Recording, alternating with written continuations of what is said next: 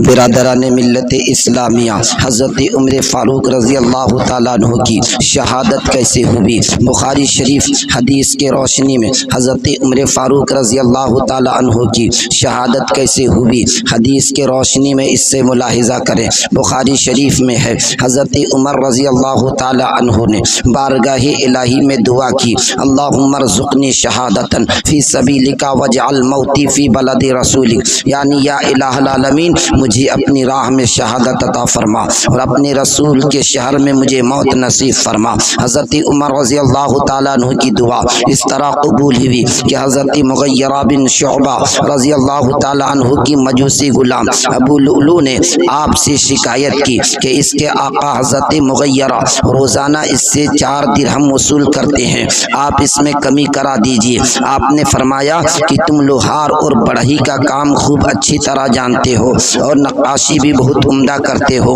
تو 4 درہم یومیہ تمہارے اوپر زیادہ نہیں ہے۔ اس جواب کو سن کر وہ غصے سے تل ملاتا ہوا واپس چلا گیا۔ کچھ دنوں کے بعد حضرت عمر رضی اللہ تعالیٰ عنہ نے اس سے پھر بلایا اور فرمایا کہ تو کہتا تھا کہ اگر آپ کہیں تو میں ایسی چکی تیار کر دوں جو ہوا سے چلے، اتنے میں جو ہوا سے چلے۔ اس نے تیور بدل کر کہا، ہاں میں ایسی چکی تیار کر دوں گا جو ہوا سے چلے گی، میں آپ کے لیے ایسی چکی تیار کر دوں گا جس کا لوگ ہمیشہ ذکر کیا کریں گے۔ جب وہ چلا گیا تو آپ نے فرمایا کہ یہ لڑکا مجھے قتل کی دھمکی دے کر گیا ہے، مگر آپ نے اس کے خلاف کوئی کارروائی نہیں کی۔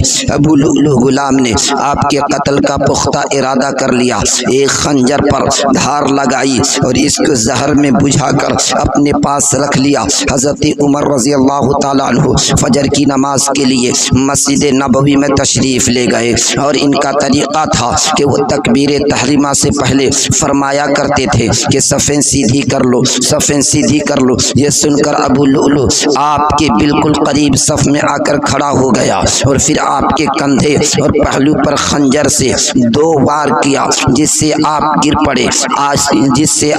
پڑے۔ اس کے بعد اس نے اور نمازیوں پر حملہ کر کے 13 آدمیوں کو زخمی کر دیا، جن میں سے بعد میں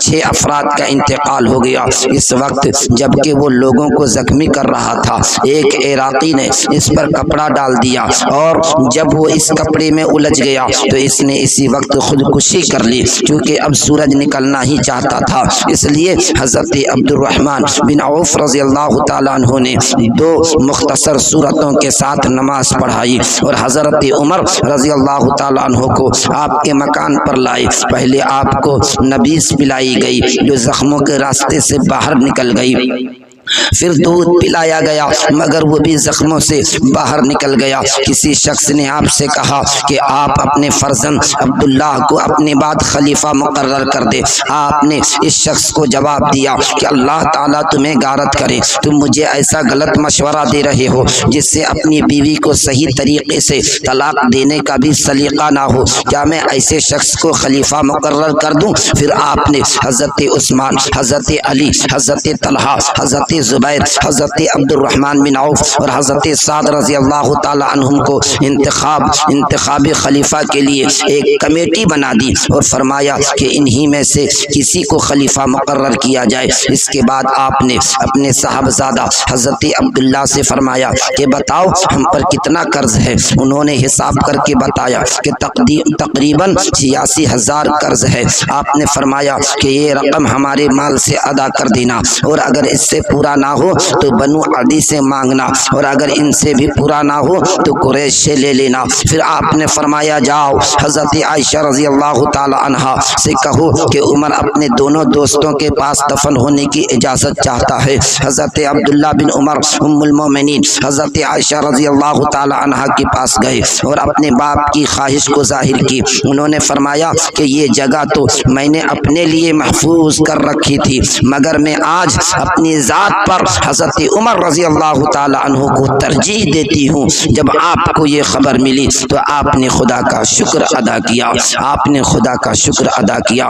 میرے بزرگوں اور دوستوں، حضرت عمر فاروق رضی اللہ تعالی عنہ 26 ذی الحجہ 23 ہجری بدھ کے دن آپ زخمی ہوئے اور 3 دن بعد 10 برس 6 ماہ 4 دن کے امور خلافت کو انجام دے کر 63 سال کی عمر میں وفات پائی۔ انا للہ و انا الیہ راجعون۔